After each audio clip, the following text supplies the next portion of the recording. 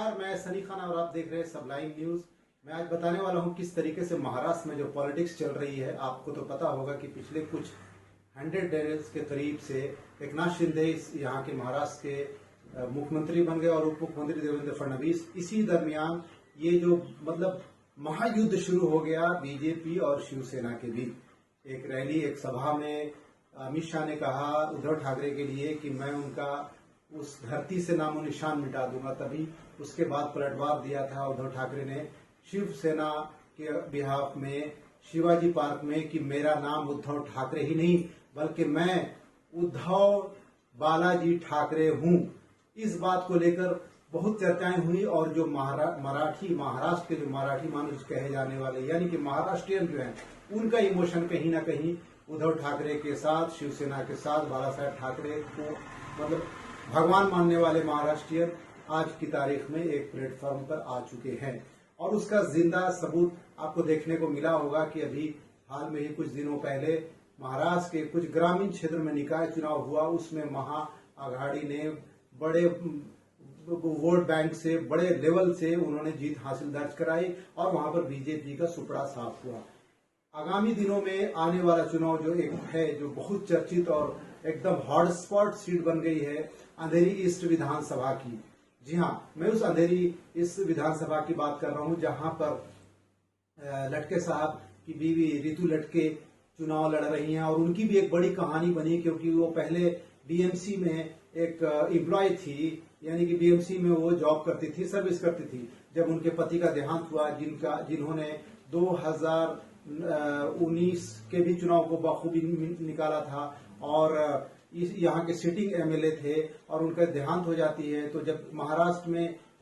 खासतौर से महाराष्ट्र में ऐसी कह सकते हैं आपकी परंपरा रही है कि अगर किसी का पति या कोई कैंडिडेट डेथ होता है तो उसकी फैमिली से ही कोई मेंबर आता है उस चुनाव के लिए और उसके ऑपोजिशन में कोई भी खड़ा नहीं होता है और निर्विरोध वो विजयी होता है। लेकिन इस बार ऐसा नहीं हुआ क्योंकि इस बार जो महाराष्ट्र की कमान थी वो देवेंद्र फडणवीस यानी बीजेपी के हाथ में थी, यानी दिल्ली दरबार के हाथ में थी और उसका नतीजा ये हुआ कि बीजेपी ने एक पटेल साहब को खड़ा कर दिया रितु लटके के ऑपोजिट। और पूरे मतलब जैसा कि आप जानते हैं कि शिवसेना को और उद्धव ठाकरे को खत्म करने की कोई भी कसर दिल्ली दरबार यानी नरेंद्र मोदी जी और शाह ने नहीं छोड़ा। लेकिन बावजूद उसके वो डटे रहे क्योंकि उनके जिस्म में भी बाला साहब ठाकरे का खून दौड़ रहा है और मराठी मानुष आज उनके साथ है। और आखिरकार ये होता है कि कल की जो बात है कि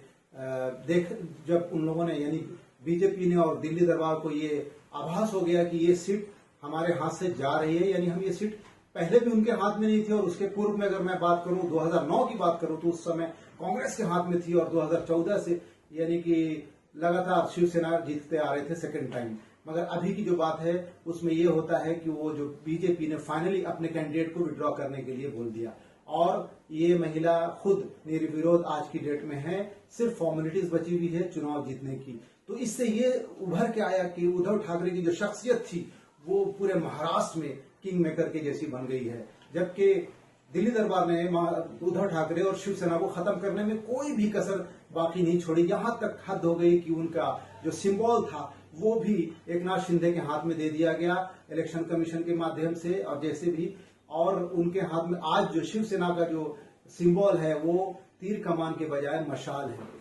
और बहुत ही जोश खरोश के साथ इन लोगों ने नॉमिनेशन किया था क्योंकि जो महाराष्ट्र के गांव से, ग्रामीण से और शहरी क्षेत्र से जिस तरीके का सपोर्ट मिल रहा था उद्धव ठाकरे और उनकी टीम को,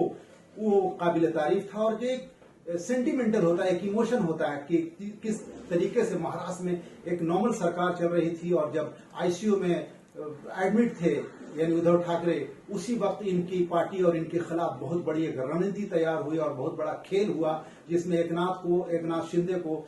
मोहरा बनाया गया। यानी एकनाथ शिंदे को भूख थी कि वो मुख्यमंत्री बने, यानी उनका था कि मैं मुख्यमंत्री बनूं और बाकी जो भी हो मैं उसके लिए तैयार हूं, बगावत के लिए तैयार हूं। और जो भी खेल हुआ वो सब जानते हैं, पूरे देश भर में इसकी चर्चा हुई और इनकी सरकार को गिरा दिया, सरकार के सिंबल को छीन लिया और उसकी जो कमांड थी पूरी तरह से एकनाथ शिंदे के हाथ में डायरेक्ट दिया और इनडायरेक्ट उनके पीछे बीजेपी खड़ी रही। बाद में सरकार बनी, डिप्टी सीएम देवेंद्र फडणवीस बने। लेकिन आज की तारीख में जो खुलासा ये हुआ है कि उद्धव ठाकरे और शिवसेना की बहुत बड़ी जीत बताई जा रही है, क्योंकि उनकी जो कैंडिडेट है वो निर्विरोध हो चुकी हैं, ना उनके सामने बीजेपी टिक पाई। तो इससे ये सिग्नल क्लियर हो गया कि